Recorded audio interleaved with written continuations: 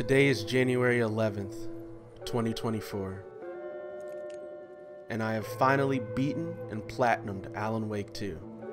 It took me a while, but here we are, and I can finally say that this is my favorite horror game of all time.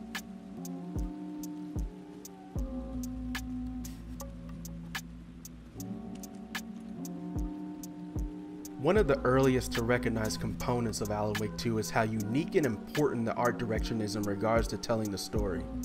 First, it is an incredibly beautiful game graphically and really pushes the power of the current gen consoles. On current gen consoles, it runs at 4K 30 FPS on quality mode and 1440p 60 FPS on performance mode. Besides the beautiful graphics though, it has some of the most unique presentation in a game I've ever played. You will get flashes of live action sequences that transition seamlessly into gameplay, reality warping sections where at one point you'll be walking through a forest while simultaneously walking through an abandoned creepy hotel. And it sounds crazy and I'm probably underselling it, but I purposefully didn't include footage of those parts so that you could experience it yourself. It is truly one of the coolest things I've seen in a video game, and I am impressed by how good they made those sections look.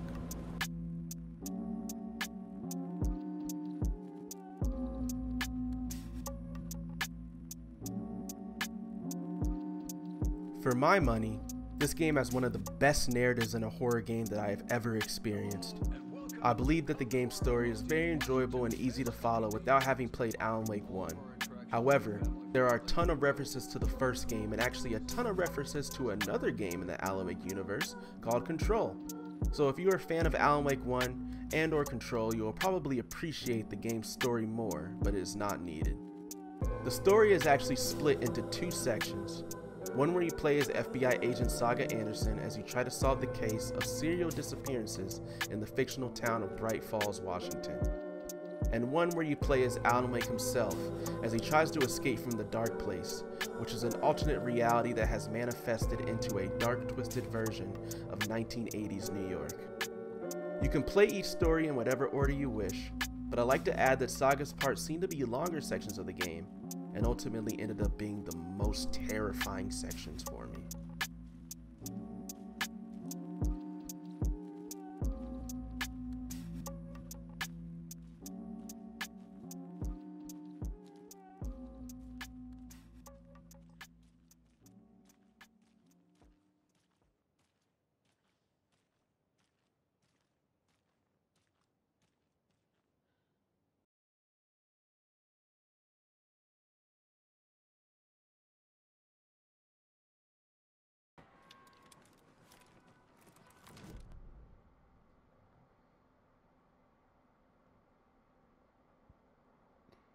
Oh, the flooding's undone.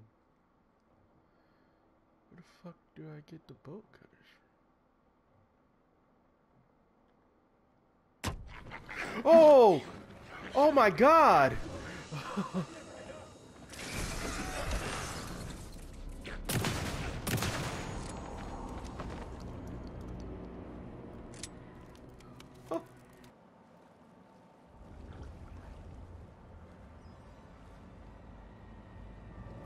No!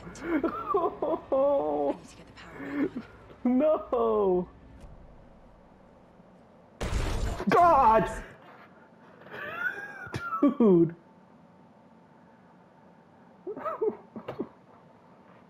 Why? Why? Oh my god, dude, this is the scariest part of the game, man. So as you can see, this game has a heavy reliance on jump scares, which tend to be a major criticism for a lot of people playing it. In my opinion though, I feel like the jump scares kind of fit the game thematically, and while they may be cheap, a lot of them will probably get you because the developers did such a good job with building up a sense of dread, especially in Saga sections. There's one Saga chapter in particular where I honestly think it is the scariest section in a game I've ever played.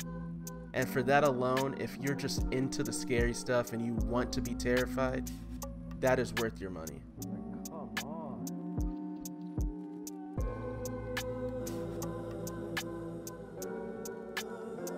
The only genuine criticism I could give to this game would probably come from the gameplay, but first let's start with the pros.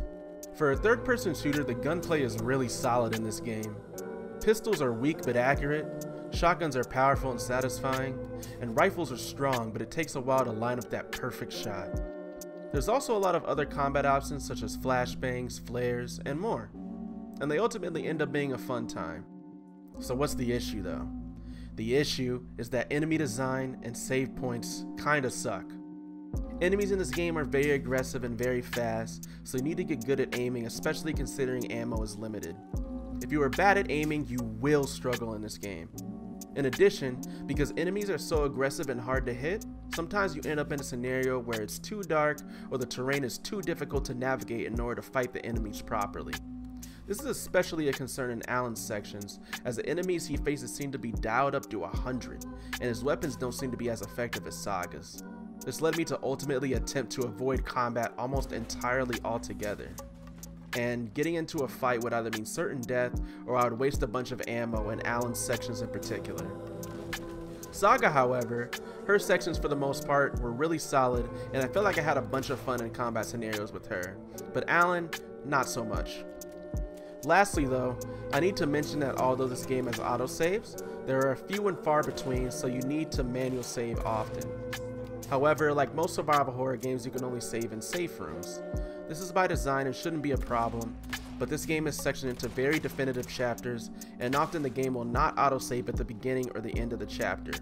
So if you close the game before manual saving or you die at a bad time, you risk having to redo up to 20 to 30 minutes of gameplay depending on where you are at. This could have been easily fixed by giving the ability to save at the end of every chapter like Resident Evil 4, but I guess they just forgot? I don't know.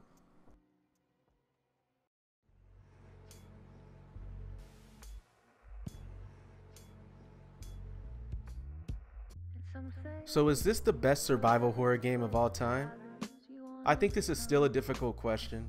No game is perfect, and no game is for everyone. I feel like there are plenty of people who would play this game and still say Resident Evil 4 is the best survival horror game ever. Or I also think there are plenty of people who would say Silent Hill 2, Dead Space, or even Outlast for those weirdos out there. I'm just kidding. But for me, and what I like, this is my favorite horror game ever. If you enjoy deep narratives and amazing looking visuals, I would recommend giving this a try. And for me, this is a certified 10 out of 10 and a DarwinCooper classic.